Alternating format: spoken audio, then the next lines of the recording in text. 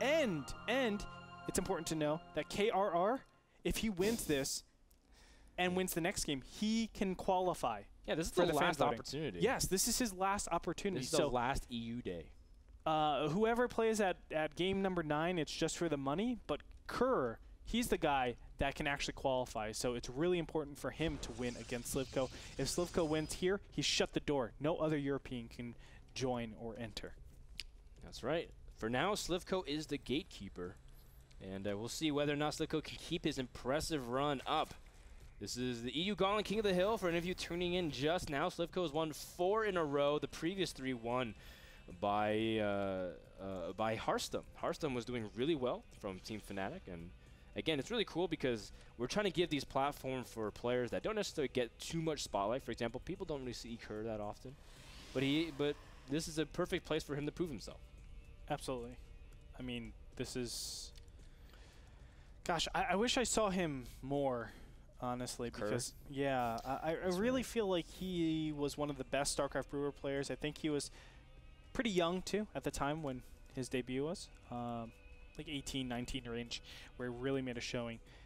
And I just hadn't heard much of him ever since. I know he stayed in StarCraft Brewer for a long time after StarCraft 2 came out, but I haven't really seen his switches, so I'm looking forward to it. I think he was one of the up-and-comers in StarCraft Brood War. He was definitely one of the most powerful Lithuanian players among others. I know that there were actually good Lithuanian players in StarCraft Brood War, which is crazy, right?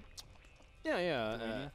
Lithuania is that's actually pretty cool to see that a lot of smaller countries have really good players. Yeah. You know. Yeah, just kind of like this, you know, similar to how Sweden is just so good at StarCraft too. You know, and it's always really encouraging to see these nations bring up really good gamers, not just Korea. Absolutely. We can see a really quick expansion out of Kerr. Of course, Kerr, I think the most notable result that he's had is when he defeated Grubby back not too long ago. And he also recently left Blast to join Eclipsia. So, you know, Kerr actually has some pretty good movement in terms of being able to take players on in terms of online cups. Mm-hmm. You see that he's also starting to wall off, and I actually been really preferring this kind of wall off. A lot of Protoss players are kind of mixed on how they wall off on Antigua. Some trying to wall off by the Nexus, but some wall off on top of the ramp. And a lot of players are now transitioning towards the top of the ramp, even though it's a really wide area. What do you prefer? You know, Andre, this season I've been playing Terran. Last season I played Protoss. I don't really know, because during that season I was still walling off by the Nexus. I think based off of what you scout in a pro game, it's really good to do the natural ramp. Because in a ladder game, man, I can't ever trust my opponents, especially since I play load/mid-masters. Mm-hmm. It's people just don't ever play fair, so. They don't. No, they cheat, man. They do. A lot of cheaters. It's true, especially when I play random, and it's like, people cheese me. People cheese me when I play random, Andre. Well, of course, because you're cheesing for playing random. Yeah. Right? Oh, God. It's such an unfair advantage. How are people supposed to train a ladder? That thread was seriously 49 pages of lulls nonstop. Oh, gosh, I was laughing so hard the entire thing. It's just because the people arguing the same points over and over. It's 40 pages of people saying, random is OP. Why should I be penalized for people picking, you know, other races? And it's also like mostly Protoss players who complain they can't forge fast expand, or they have to gateway expand. I can understand their sentiments though. Yeah, because I've been in that situation. Honestly, if you're up against random players, it's actually like you're just coin flipping a little bit in the starting BOs, and then from there it's like wasted practice time. Like, I'm not going to waste my time. If I am playing random, which I have been a lot on ladder, I'm actually going to tell them my race. I think that's the most optimal way to actually learn and get better. Yeah. And then when I'm actually in some sort of tournament, that's when I'll probably the gloves come off, man. Exactly. Yeah. Exactly. I play Terran, and I take no prisoners. And then I'll be like, oh, I'm Terran, and I'm actually Zerg. Oh, that's what I do. Is that even allowed? No, I wouldn't do that. In the tournament rule? I don't think that's even written in the tournament rules. I think you could get away with that.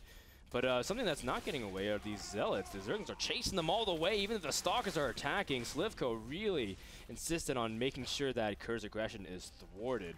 So Slivko doing a very good job, at least just relieving himself off pressure. Trade a few Zerglings for a few Zealots. It is 4-gate pressure, so there is going to be continued aggression behind this.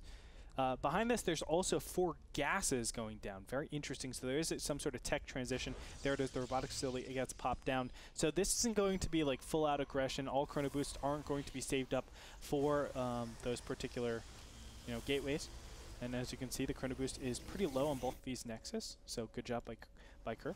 We're going to see if this 4-gate pressure actually does anything. My thoughts and intuition about it is no, it's not. There's a ton of Zerglings still up.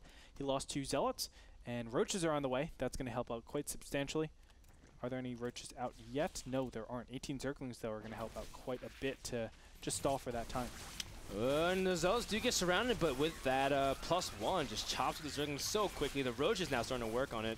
And the Zerglings really need to disable a lot more than just surrounding the Zealots at that point. But Kerr's aggression has been pushed off with very minimal amount of units from Slivko while he's squeezing in drones.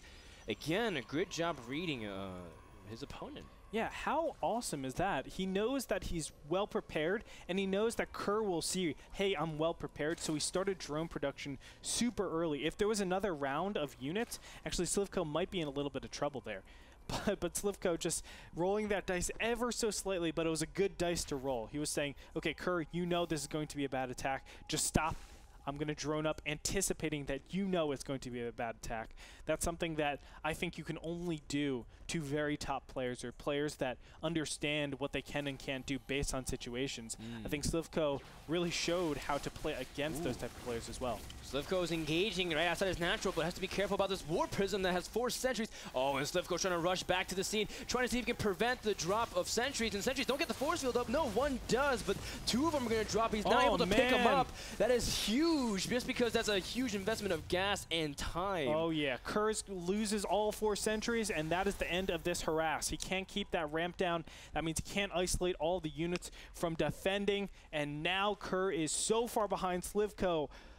Almost certainly has this win. It's so difficult. Kerr is going to go up for one last continued all-in. It's going to be an Immortal push with 7 gateways, 7 total gateways, but the fact of the matter is, where are the sentries just now being warped in? That means he has, at max, like another round of sentries, and then he has to go with, what, 10, maybe 12 force fields? That's not going to be enough. Yeah. You need continual waves of force fields if you want to keep up with the Zerg. And with the current situation, Slivko is just needing to max out and just overwhelm. Yeah. I'm really curious whether or not to see Kerr is just going to follow with another push or try to expand and defend, but that's going to be the hardest option. If he chooses to defend, that's just almost impossible. Granted that Slivko's macro has been very strong despite getting all of these pushes on him. He does have a lot of gas stockpiled as well, so he can get infestors out, and that's going to be even more tough for Kerr to deal with. But now Kerr's warping in incredible amount of sentries, 14 sentries, 5 Zealots, and 3 Immortals. Is that the order he needs in order to really take on the Zerg army? And I don't know, man, because as soon as Kerr gets up to like the 120 supply, then he starts having a really strong army where he can't get flanked and surrounded. If he takes a good position, anything can happen. I've seen 120 Protoss supply take on 200 easily. Yeah, that's true, but you saw those 5 force fields? That was actually all the warp-ins of sentries that you just saw. We'll see, though, right now. Oh, very bad position for Kerr. And you can see the Roaches on the left side able to flank all those Stalkers. That's the majority of the DPS. He needed to keep those alive. Not protecting them means Kerr is definitely going to lose this out. There's just not enough Immortals. 2 Immortals only is not going to be enough. And he has his War Prism over here, so it's not even going to segment any of the Roaches. Too many force fields are just going to prevent the Roaches from coming forward, but it doesn't give him the ability to actually aggress on. And there you have it. What is this? This force... What is that? I didn't even know you could place a force field there. Wow. Today I learned. And this is because Kerr also doesn't have his 3rd Immortal with him. The 3rd Immortal is very key to basically almost one-shot the Roaches, and the Sentries and Stalkers can just completely shut it down. And now look at the flank on creep. And Kerr does land the forces on one side, but he gets fungled. All the Sentries and Immortals completely locked down. And Slivko says, "You're going nowhere. You're going nowhere." Immortals go down, and the Warpins are going to be fungled as well. This is going to be the end of Kerr. I can't see a single way for him to come back. I mean, that was 3 different forms of pressure. Just got absolutely shot down. Yes. And Slivko is just going to turn around and say, you're still in my game? Okay, let me go ahead and just A-move. Yeah, he's going to just pretty much rally everything. There's 1 Immortal and a few Sentries and Zealots, but really, there's almost nothing KRR can do to just Infested Terrans can just completely bypass his wall.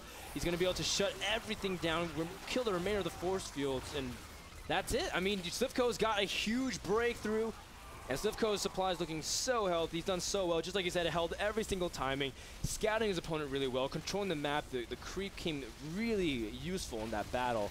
And overall, KRR had good ideas. The execution was not enough. GG gets called out, and Slivko with 5 in a row. Very, very well done. Go on, brush your shoulders off. Dust your shoulders off. That was pretty easy for him. It was. Pretty easy. That gives, as you said, 5 wins over to Slivko with a total of $375. If he wins one more, he will tie with the grades of the NASL Gauntlet. Yes. But only time will tell. This is going to be our last game of the EU Edition Gauntlet. That's so right. Really looking forward to see who is going to be our last and final opponent. That's right. We don't know just yet, but we'll find out after this break. Will anyone stop Slivko? I don't know. We'll find out after a quick commercial.